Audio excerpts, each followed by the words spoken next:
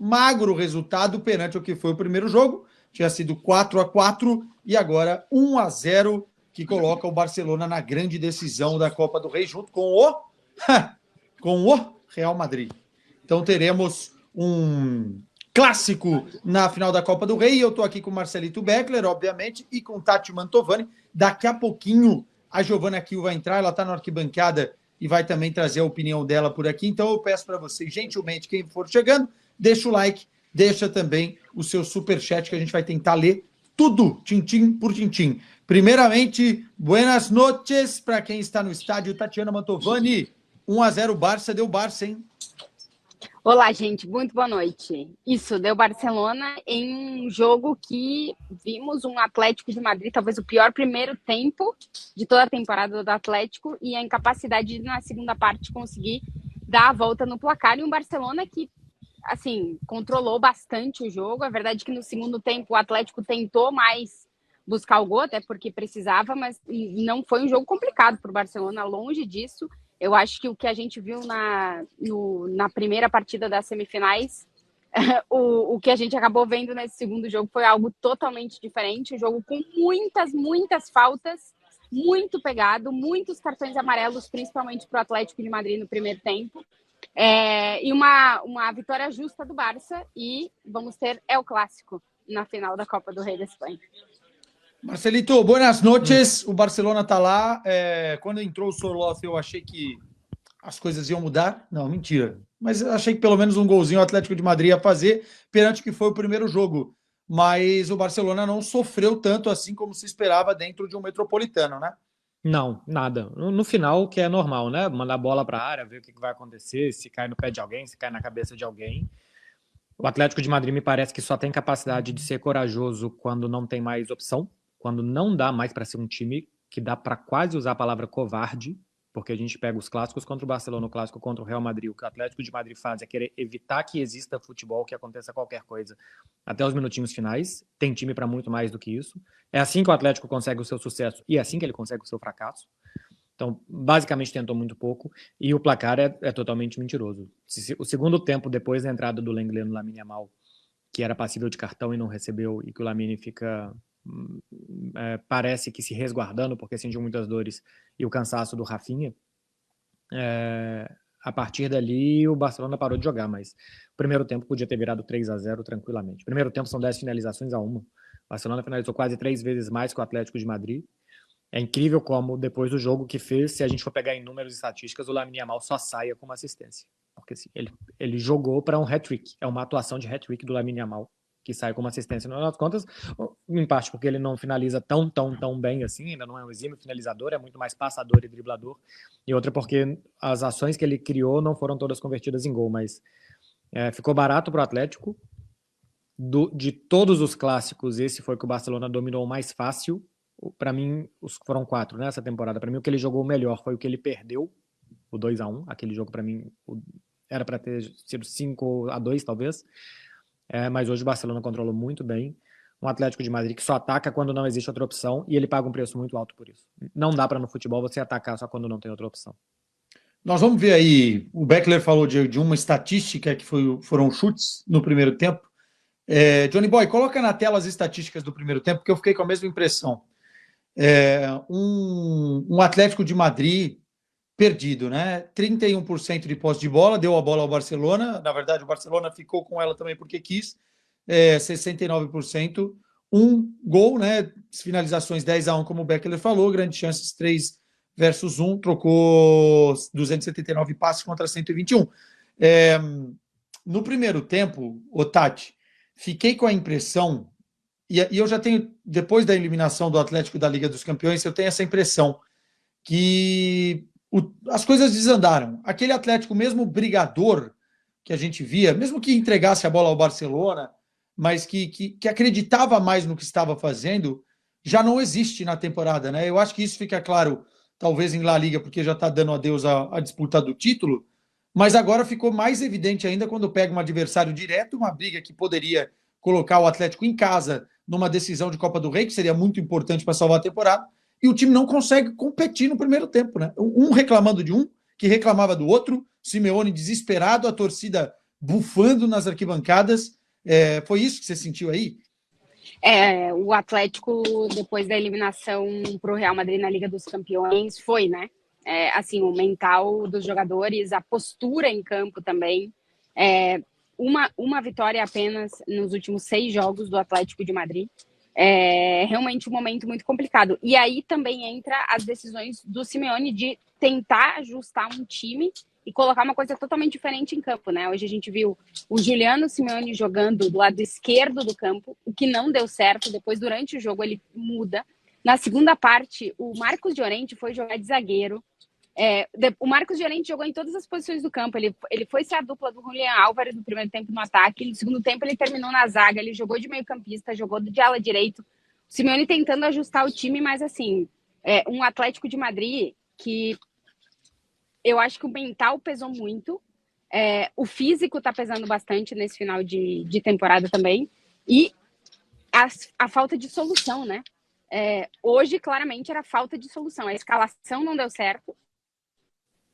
E não tinha solução. Tanto que, aos 40, mais ou menos 35 do primeiro tempo, o Sorloth já começa a aquecer, porque o plano do Simeone era jogar no contra-ataque, e sem o Sorloth não estava nem conseguindo fazer isso. O Julián Álvares muito abaixo também, que era um jogador que estava sendo decisivo para o Atlético nos últimos jogos. E o Griezmann, a gente nem tem que falar, né? Nos últimos, basicamente, 2 meses, nós não estamos vendo mais o Antoine Griezmann, que é o cara que faz o Atlético de Madrid jogar. Então, assim, individualmente, muitos problemas. No coletivo, mais problemas ainda. Eu acho que a eliminação na Champions é um peso a mais para esse Atlético de Madrid.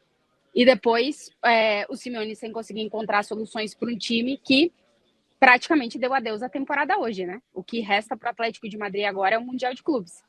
Porque na Liga dos Campeões está fora, não vai disputar a final da Copa do Rei, está 9 pontos do Barcelona, que é o líder do Campeonato Espanhol. E vamos ver como é que o Simeone vai fazer para reerguer o mental desse time para conseguir disputar o Mundial de Clubes. Deixa eu colocar a Giovana na conversa, Johnny. Coloca ela aí.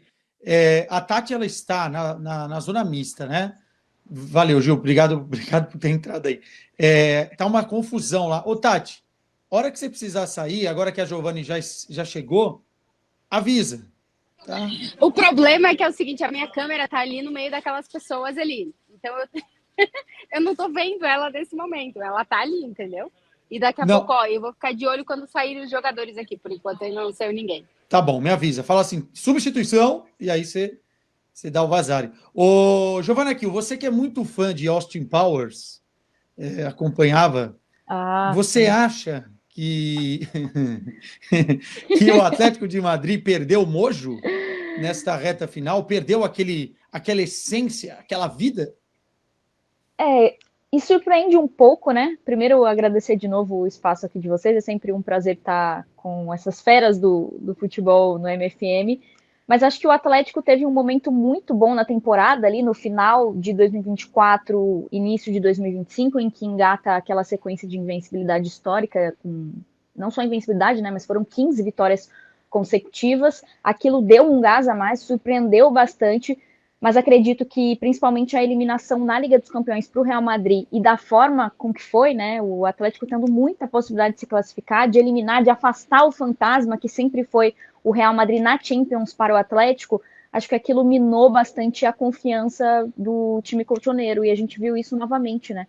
E puxando para o que tem sido a temporada, uma temporada muito boa do Julián Álvares, ele esteve abaixo em campo. O Griezmann, eu já sentia isso em outros jogos, de ver o Griezmann ali um pouco desconectado, não chamando a responsabilidade, um jogador tão experiente, que tem habilidade para isso, desaparecendo em momentos cruciais e importantes para o Atlético de Madrid. Acredito que tudo isso pesou, mas assim, também evidencia algo que, na minha opinião, existe, que é uma diferença quando você olha no ataque as opções, né? Acho que o Barcelona, ele tem mais opções que você vê que vão para cima, que conseguem quebrar com mais facilidade, que tem mais habilidade ali pro mano a mano para destrinchar as linhas de marcação do adversário. Em vários momentos eu senti que o Atlético precisava desse jogador para quebrar as linhas de marcação do Barcelona, ressaltando o que aconteceu no segundo tempo. Boa. Marcelito, vamos puxar a sardinha então para o lado vencedor. O Barcelona vem empilhando grandes jogos, grandes exibições e resultados importantes. talvez a diferença do que aconteceu nas últimas temporadas é que a gente chega na reta final com o Barcelona ainda lá em cima, né, cara? Não teve uma queda de rendimento muito brusca. Talvez em algum momento ali do início do ano, uma outra derrota em La Liga que deixou o Real Madrid chegar, mas eu sinto o Barcelona ainda escalando a montanha e não descendo. Ou se vai descer em algum momento na temporada. Eu acho que isso, assim, teve um mau momento entre outubro e novembro, que o time chegou a ganhar um jogo de 8 rodadas do Campeonato Espanhol, né? Nem os maus Barcelonas ganhavam um de 8, então esse momento teve. É por isso que o Campeonato Espanhol está vivo. Se o Barcelona não tivesse tido uma oscilação pontual em um mês e meio do Campeonato Espanhol, é bem possível que ele já tivesse vencido o Campeonato Espanhol, tivesse ganhado 4 de 8, o que é pouco para o que o Barcelona, Real Madrid normalmente fazem. Tivesse aí 9 pontos a mais, teria 12 de frente para o Real Madrid, 10 pontos de frente para o Real Madrid, porque realmente foi uma oscilação fora da curva que ele teve. A questão que eu acho que pode fazer esse time competir pior é se tiver lesão em 4 posições muito chave. Os 2 lados do ataque e as 2 laterais. Os possíveis reservas desses 4 jogadores, de Condé, Baldé, Rafinha e Lamine, estão muito abaixo do que os titulares oferecem. Os atacantes, porque eles são muito bons. Se a gente for fazer hoje um ranking dos 5 melhores jogadores do mundo da temporada, os 2 do Barcelona estão.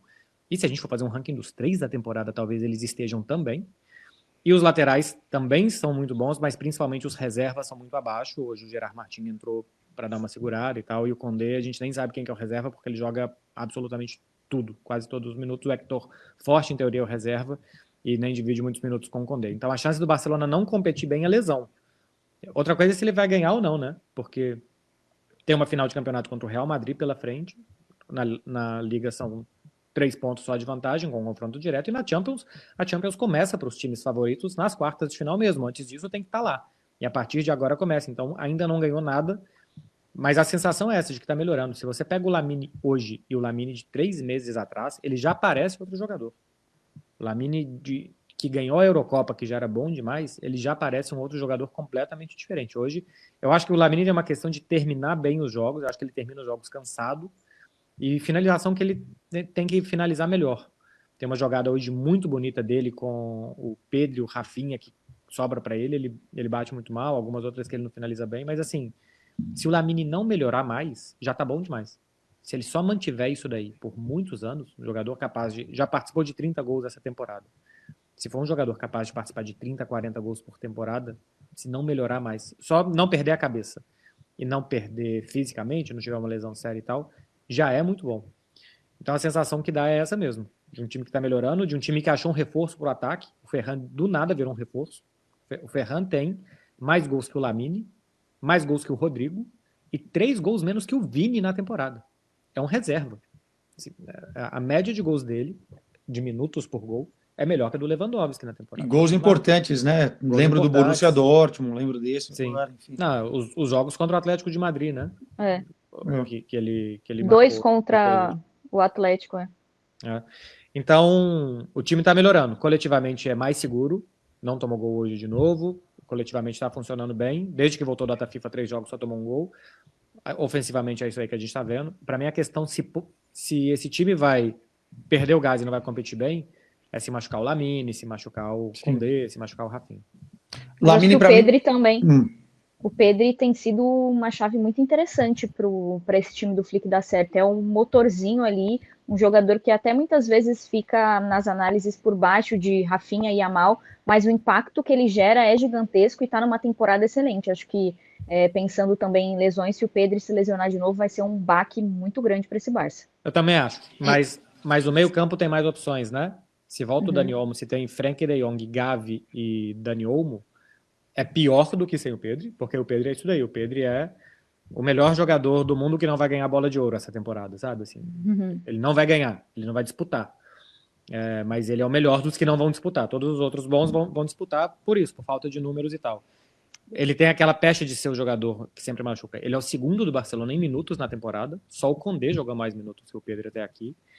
Mas se você montar um meio campo com De Jong, Gavi e Dani Olmo e um ataque com Lamine, Rafinha e Leva, dá para imaginar que esse time pode brigar. Agora, se não tem o Lamine, semifinal contra a Inter de Milão, é bem mais difícil de imaginar onde que pode chegar. Fala, Antes de eu sair, que daqui a pouquinho eu vou ter que sair, que agora eu não tô nem enxergando a minha câmera. Me chama muita atenção, é a segunda vez que eu vejo o Barça assim, ao vivo, né? A facilidade que esse time tem de conectar o jogo associativo, que já é uma característica desse Barcelona, mas o Barça do Flick faz isso de uma forma mais rápida ainda, né? E com o objetivo do gol. E aí eu acho que o Pedri é fundamental nisso, assim. Realmente, é o que o Marcelo falou, ele não vai ter bola de ouro, mas a temporada do Pedri é alucinante. E o Lamine, ver o Lamine de perto sempre é um espetáculo, como o Quesada outro dia estava falando. Eu acho que hoje aquela pancada que ele tomou no tornozelo afeta o segundo tempo dele. Ele até chega a sangrar na parte de dentro do tornozelo, né? Mas ele termina o jogo. Ele inclusive pede para não ser substituído, porque o Flick ia substituir ele. Mas realmente é um espetáculo à parte, assim. É incrível o que esse garoto faz com 17 anos e o quanto ele influencia no jogo do rival, né? Ele é muito determinante porque o Atlético hoje, por exemplo, mudou umas 4 vezes o marcador do Lamine. Porque tu colocou o Reinildo, amarelou. Ele conseguiu amarelar eles sozinho 3 jogadores do Atlético de Madrid. Então ele condiciona demais a partida.